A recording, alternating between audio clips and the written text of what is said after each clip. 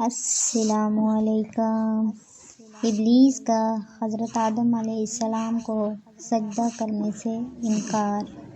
جب اللہ تعالیٰ نے فرشتوں کو حکم دیا کہ حضرت آدم علیہ السلام کو سجدہ کرو تو تمام فرشتوں نے اللہ تعالیٰ کے حکم کی تعمیل میں سجدہ کیا۔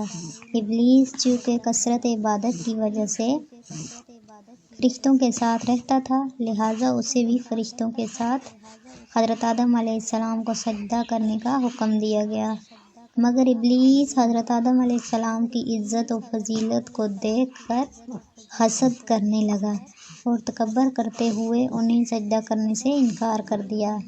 اللہ رب العزت نے اس سجدہ نہ کرنے کی وجہ پوچھی تو اس نے جواب دیا، میں آدم سے بہتر ہوں۔ فرمان الہی ہے۔ اللہ تعالیٰ نے فرمایا، اے ابلیس، تجھے سجدہ کرنے سے کس چیز نے روکا جبکہ میں نے تجھے حکم دیا تھا؟ اس نے کہا، میں اس آدم علیہ السلام سے بہتر ہوں۔ آپ نے مجھے آگ سے پیدا کیا اور اس کو مٹی سے پیدا کیا۔ پس تمام فرشتوں نے سجدہ کیا سوائے ابلیس کے۔ اس نے سجدہ کرنے والوں کا ساتھ دینے سے صاف انکار کر دیا۔ اللہ نے پوچھا، اے ابلیس، تجھے کیا ہوا کہ تو سجدہ کرنے والوں میں شامل نہ ہوا؟ اس ابلیس نے کہا کہ میں ایسے انسان کو سجدہ نہیں کر سکتا جسے آپ نے کالی سڑی ہوئی کھنکھناتی مٹی سے پیدا کیا ہے۔ رسول اکرم صلی اللہ علیہ وآلہ وسلم نے فرمایا، فرشتے نور سے، جن آگ کے شعلے سے اور آدم علیہ السلام اس چیز مٹی سے پیدا کیے گئے ہیں جس کا تمہیں علم ہو چکا ہے۔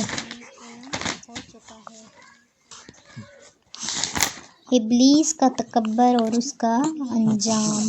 جب ابلیس نے اللہ تعالیٰ کی نافرمانی کرتے ہوئے حضرت آدم علیہ السلام کو سجدہ کرنے سے انکار کر دیا تو اللہ رب العزت نے اس کا مقام اور مرتبہ چھین کر قیامت تک کے لیے اسے ملعون اور مردود قرار دے کر جنت سے نکال جانے کا حکم دیا۔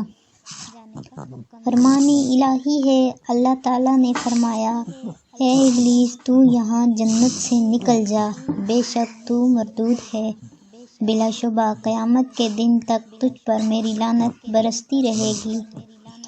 اللہ نے فرمایا، تو یہاں جنت سے اتر جا، اس لیے کہ تجھے کوئی حق نہیں کہ تو یہاں جنت میں رہ کر تکبر کرے، لہٰذا تو نکل جا، بے شک تو ذلیلوں میں سے ہے۔